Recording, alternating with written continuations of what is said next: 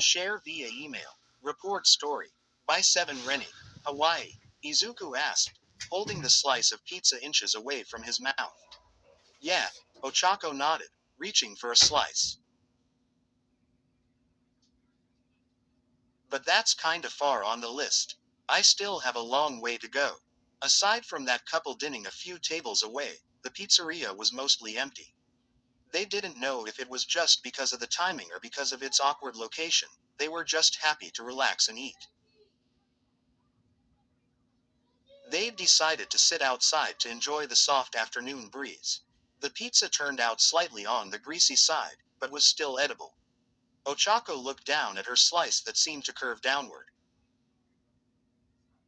I know wanting to be a hero for money isn't really heroic and it's kinda embarrassing, but Izuku stopped her there. You want to support your family, he told kindly. That sounds very heroic to me. Her pink cheeks turned red, lowering her head in shyness and giving him a nod. He knew her family's financial situation. It was clear she felt embarrassed when sharing this bit of information with her friends, and he couldn't blame her, but he was still surprised by how honest she was about it. He wanted to be a hero for the peace. She wanted to be a hero for the profit. In a way, they were opposites, yet they still shared the same desires. In the end, they wanted to help people, whether strangers or family. I know, but still, compared to you guys, you'll be helping your parents, and you'll be saving people, too, he insisted. You'll still be a hero. He gave her that genuine Deku smile. I know you will. That's why we have to do our best. Bless this boy. He knew just what to say to her. She couldn't help but smile widely and give a firm, confident nod. Let's go. Plus ultra. They said in unison, lifting their pizza slices as if they were ready to clink wine glasses. They both laughed at how silly this looked. It was nice, being mostly alone out here. Even the indoor seats didn't have many people from what they could see from the wide windows of the place. It still wasn't too dark out, but the old-fashioned street lamps around them had turned on. Bugs immediately surrounded them, flying into the light and stupidly bouncing off the light bulbs. The restaurant had an odd taste in decor. The thin black tables and chairs, along with the old-style street lamps, stood out due to the bright red brick walls of the restaurant. Izuku took a bite out of his pizza, and the bridge of cheese stretched endlessly. She could never get tired of how goofy he managed to be. He would always manage to unintentionally make her laugh. Turned out this dork was all she needed. In an attempt to not look like he was slurping spaghetti, he just pinched the dangling end of cheese and brought it to his mouth, using his other hand to cover the view of him sticking the piece in his mouth. They were pretty much alone, yet he still behaved as though he was surrounded by people he should respect. They hadn't been dating for long, but the whole couple thing was still new to them. The fact that they were now a thing hadn't fully sunken in yet. They didn't know how to tell their friends about this relationship step up, so they took it slow. They'd told Iida first, because he was their best friend and deserved to know. He had released a loud, "Congratulations," accompanied with exaggerated hand motions before they managed to quiet him down. Izuku had told Ojiro next, mostly because he was on good terms with the guy, and they just happened to be paired in a search and disable bombs exercise when Izuku decided to tell him. He wasn't worried about this bit of information getting out. Ojiro wasn't as talkative as Kirishima, Siro, or Kaminari, and he tended to keep secrets to himself. He'd given Izuku a playful tail swat to the shoulder, congratulating him. Izuku planned to inform Todoroki next, but didn't know how or when. Promoted stories. You'll also like The Hero Who Sings with a Smile 37.6k 362 high. Guys, this is my first story I write on Wattpad. I hope you like it. Finished. 8.2k 508 tilde. He save all of them, just a smile plastered on his face before disappearing through the wind.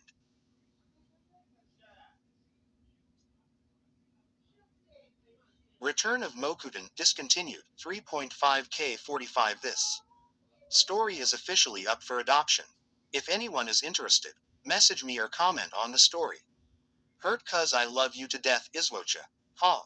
8.6k 141. Class 1A is now Class 2A and is working to be better heroes due to events that had happened before. Deku has gotten strong feelings toward Uraraka during the summer as I am. Sequel of UR check mark 69.4k 1.8k. This book is the sequel of You Are So Better. Read that first before going here. Tears of joy, tears of joy. Thank you to that one reader that suggested this title. I can't see you sad face, but thank you. The Kings and Queen Yandere Wakfu X Reader 54.4k 1.7 Kyonder. Wakfu X Reader. Images do not belong to me unless stated. Wakfu does not belong to me, it belongs to Enigma. This is being rewritten in another book on my profile. Free. Onishots 149k 3k. This is a collections of free X readers. Requests on this are now closed. They wanted to do it one step at a time, because they weren't sure if they could handle being bombarded with questions from everyone all at once. It was a lot easier, and calmer, to have a one-on-one conversation with each one. Sue said she's happy for us, Ochako said, remembering her talk with the frog girl earlier. Izuku finished the food in his mouth before speaking. That's great, he beamed. That was another person they both got along with.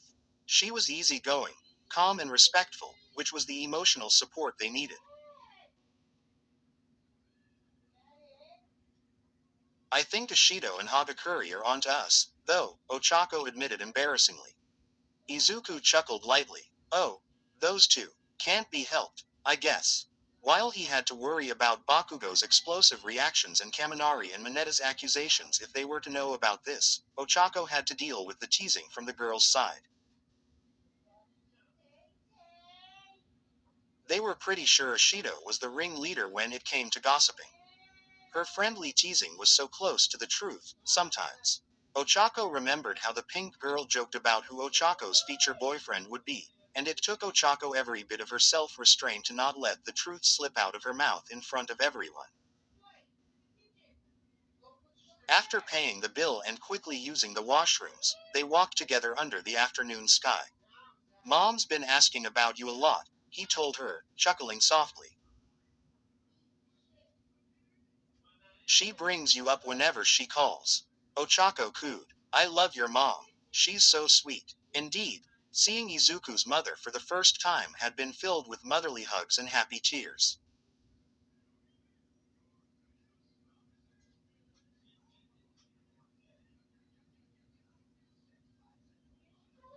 With every visit, Inko would smother her with hugs and kisses. She could see where Izuku got his sweet temperament from. The woman was a teddy bear. She wants me to let you know you're always welcome to visit again, he passed on the message. She gave a firm nod. I will. And tell her I said hi. You can. Do you want me to give you her number? They stopped mid-stroll. Her rounded cheeks puffed up due to the wide smile, her eyes sparkling in excitement. Really? Yeah, here, I'll do that for you. With how often Inko calls asking about her son's sweetheart, she might as well talk to her herself. As for Ochako's parents, he had spoken to them over the phone twice.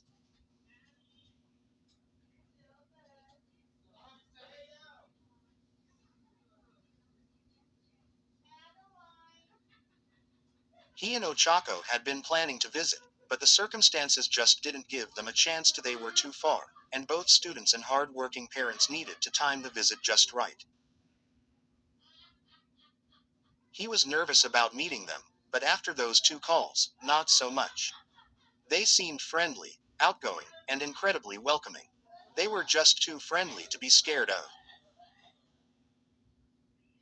The sky had strings of blue and orange. The clouds looked like curved stripes in the sky. Each line had a slight pink shade on one side. After giving her his mother's phone number, they continued their walk. After her training with Gunhead, she wanted to keep learning, keep trying both her quirk and or her overall combat skills. After asking Deku for help, he was more than ready to plan a suitable trying regime for her.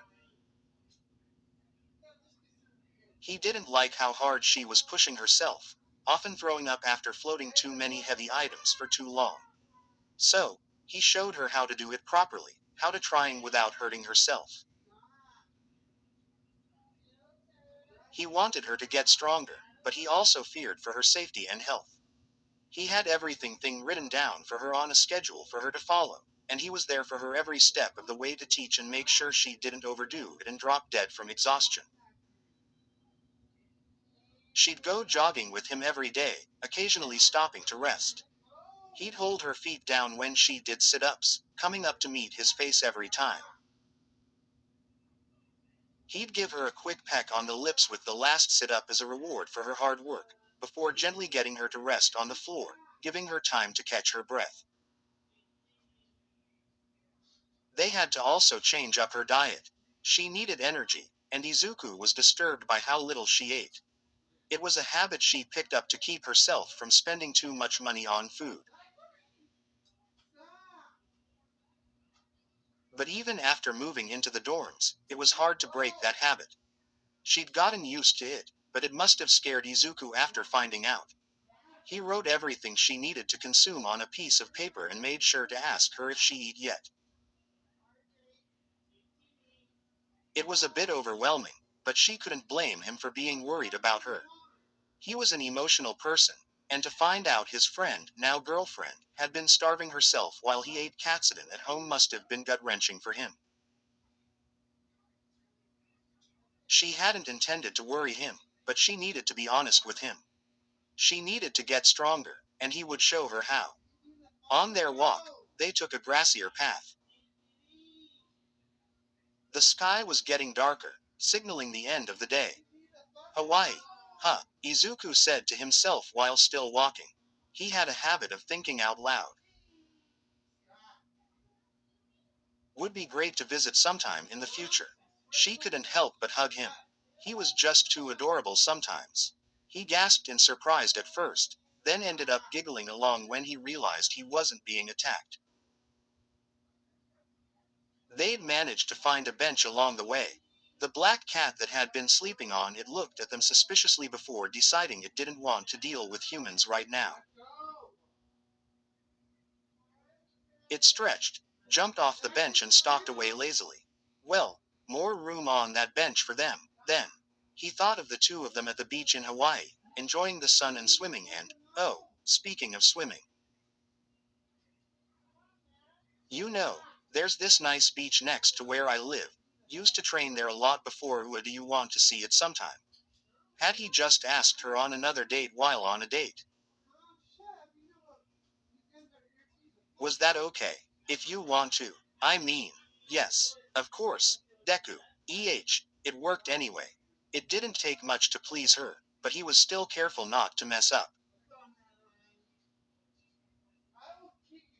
He didn't have the best self-esteem, nor was he hot, or sexy, or whatever teenagers considered boyfriend material.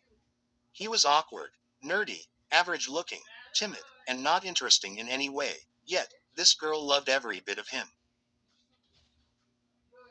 Sitting side by side on the bench, they watched the sky darken. How do you think Todoroki would react to us? She broke the peaceful silence with that question.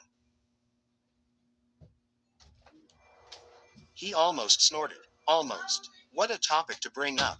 Much like Ojiro, I think. And Bakugo. His sweat dropped at that thought.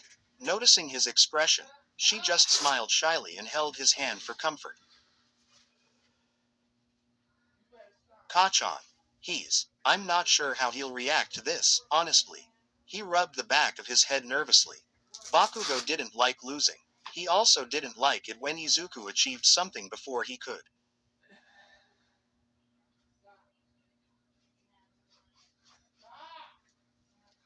Was he going to care that his rival found a date before him? It all depended on whether Bakugo thought of finding a date was an achievement or just something to laugh at. They hoped he wouldn't care much. He was already an angry person. He could declare war on anyone and anything. Students from other classes, strangers, animals, a book, a bug, or an innocent leaf if it got in his way.